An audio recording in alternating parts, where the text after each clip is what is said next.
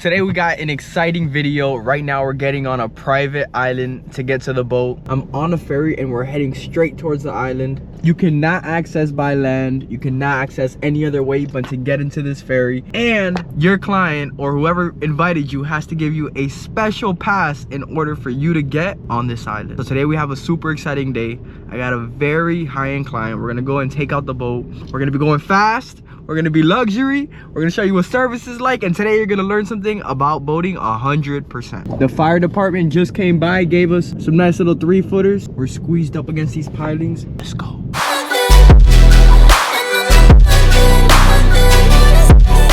We just got a call from Robert. Go ahead, Robert. They can hear you. Ask me. What up, guys? So they offered me a 40-foot Fjord that has only one engine with the IPS. Robert drives open fisherman boat and he's never driven something with IPS drives. If it's only on one engine and you've never seen the boat, I would not take the gig, only because you don't want to risk your job for 2 hours of work, literally for $100. Tell them you're booked today, but you would love to go buy the boat during the week. Check it out, that way you're fully prepared for future reference. Like, this is the boat he's talking about, the exact boat that he's talking about, a Fjord. So the final decision, Robert is gonna go ahead and call the guy that gave him the job, and he's gonna tell him that he's only good with open fishermen's and he doesn't feel comfortable with the job, and he'll do it if the guy really thinks it's that easy. Right when I get on the boat, I take off all the covers, I turn the engine. All I do is click on and on my house and my engine batteries. I come out here and all I do is turn everything on, making sure everything works before the client arrives. Remember guys, the Seakeeper takes usually about 30 minutes to round up. This is what keeps the boat from rocking, so you need to make sure that this is on. Luxury clients, they really like this, so make sure you have it. Next, what we'll do is start up the engines, but make sure that you always put the engines in the water before you start them up. Sometimes people get excited, they come on board and they just crank. No. To start the engines, it's down here. You put it in the on position, and once everything boots up, that's one engine on. Start, 2 engines on. I'll let everything warm up for a little bit just to make sure that I'm not getting any faults or anything like that. Wait for the client to arrive, wipe down anything that I see that looks dirty, and I think that's it. Come on, man, you gotta have good clients. That's my client's 190-foot yacht. We just dropped them off. They're gonna have a nice lunch. We took them swimming. It was a little hot out here, and I went ahead and put that up right there. It's like a little T-top shade type of thing. This is the part where, as a captain, I get to relax and enjoy a nice cruise by myself. Always make sure that everything is gonna be on board for your client. I had everything fully prepped up, so when my client got on board, everything was gravy, and we're starting off the day great. If you guys are thinking about becoming a yacht captain, or if you're wondering how to get into the industry, or if you're just a captain that wants to take it to the next level, I have a mentorship out now that lays out the exact roadmap I wish I had when I started. It shows you all the steps I used to get to where I am today. All these boats, the Azimuths, the Ferrettis, the fast jet boats, these are all captain jobs. There's opportunity out there for everybody. Thankfully, we're all blessed to have opportunity if we go about it the right way. You want to go slowly, make sure the engines go revving up. And guys, if you want to trim your engines up or down, you can use these buttons right here, down and up. As well, if you want both engines to respond the same on one throttle, you can hit the one lever button, and that means you only have to use one of the levers to control both engines. Now we're gonna dock this bad boy. I'm gonna try and dock her with one hand just so you guys can see. I'm gonna make sure my bow thruster's on.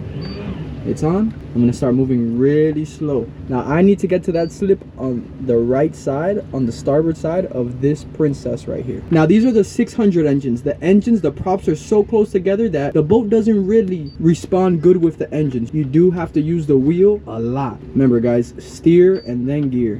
Now I'm gonna go into neutral, steer in reverse, then gear. You look back, we see where we're at. As you see, we're perfectly backing into the slip. This joystick is good for just moving the back. This is a big 47-foot boat, so it really only responds good with the back. If I have to get my tail a little closer to the dock, a little nudge of the joystick, little bow thruster. And when I'm already here, I'm gonna go ahead and grab my spring line right away.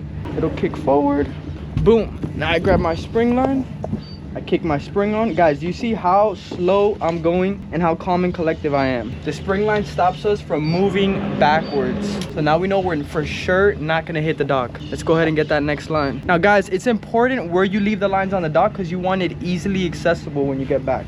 and I'll throw her like that. Always keep your fingers out of there and stuff. You just want to slide it on. You never want to put your fingers, because I do know a captain that got his finger chopped off. Not kidding.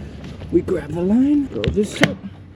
We are just missing the stern line. Grab the stern line. Stern line is on. You don't want to waste fuel, and you don't want to build up engine hours on the engine. So turn the engines off the moment that you're all tied up.